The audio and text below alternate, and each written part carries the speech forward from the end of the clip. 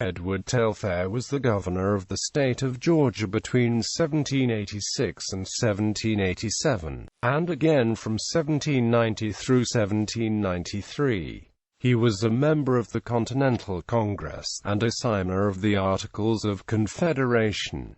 Early life. Telfair was born in 1735 on his family's ancestral estate in western Scotland. He graduated from the Kirkcudbright Grammar School. Before acquiring commercial training, he immigrated to America in 1758 as an agent of a commission house, settling in Virginia. Telfair subsequently moved to Halifax, North Carolina, and finally to Savannah, Georgia, where he established his own commission house. He arrived in Georgia in 1766, joining his brother, William, who had emigrated earlier. Together with Basil Cowper, Telfair built the commission house, and it was an overnight success.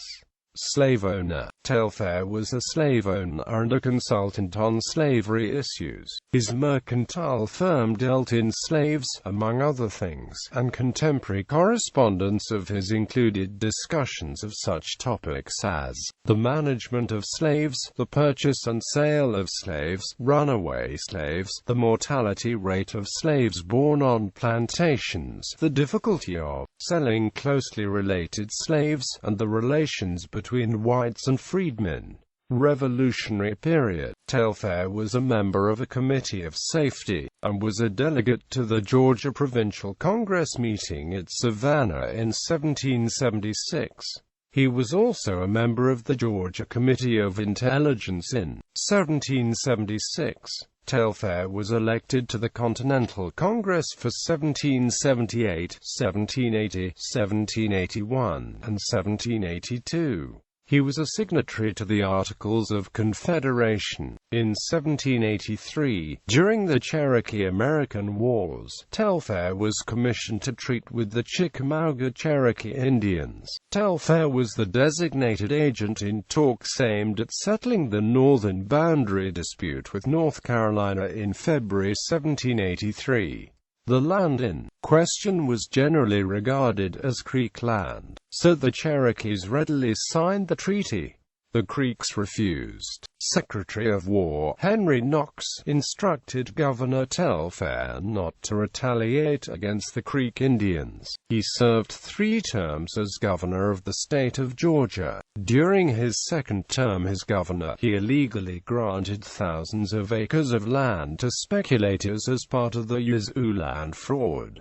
Later life. Telfair was one of only 12 men who received electoral votes during the first election for President and Vice President of the United States, receiving the vote of one unrecorded elector from his home state of Georgia. Telfair died in Savannah in 1807, interred initially in the family vault at Sharon Plantation. Later in the 19th century, his remains were moved to Bonaventure Cemetery in Savannah. Relations.